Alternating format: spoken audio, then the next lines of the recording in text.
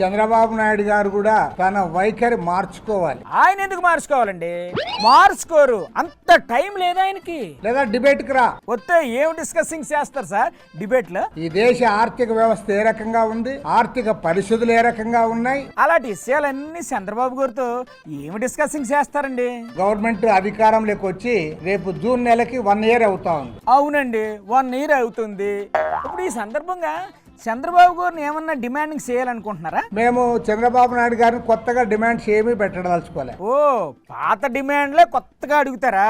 అడగండి అడగండి. మరి మీరు ఏదైతే ఎన్నికలప్పుడు చెప్పారో చెప్పినవి చేయమని అడుగుతున్నాం అంతే. ఎవ్వరూ అప్పులు ఇవ్వడం లేదంటండి, ఎలా అమలు చేస్తారు చెప్పండి? సూపర్ 6 వాగ్దానాలు అన్నావు, ఆ సూపర్ 6 ఎక్కడ పెట్టావు? ఆ సూపర్ 6 గురించి మాట్లాడు. అవన్నీ కట్టగట్టి అటకెక్కించే ప్రయత్నంలో ఉన్నారండి ఆయన. రైతులు కట్టగట్టుకొని నీ కోట్లు వేస్తే నువ్వు రైతులకు ఏమన్నా ఒక్క పనైనా చేశావా? సంపద సృష్టించిన తర్వాత చేస్తారండి సార్. ఇవాళ ధాన్యం కొనుగోలు చేసేవాళ్ళు లేడు, పొగాకు కొనుగోలు చేసేవారు లేరు, మిర్చి తక్కువ ధరకు అమ్ముకుంటా ఉన్నారు. ఏ పంటకు కూడా గిట్టుబాటు ధర రావడం లేదు, రైతులందరూ కూడా గగ్గోలు పెడతా ఉన్నారు. మీరు ఎన్నన్నా అడగండి, అన్నింటికి గత ప్రభుత్వమే కారణం అని చెప్పి చేతులు దులిపేసుకుంటున్నారు. మంచి ప్రభుత్వం అండి బాబు ఇది, ఇలాగే ఉంటది.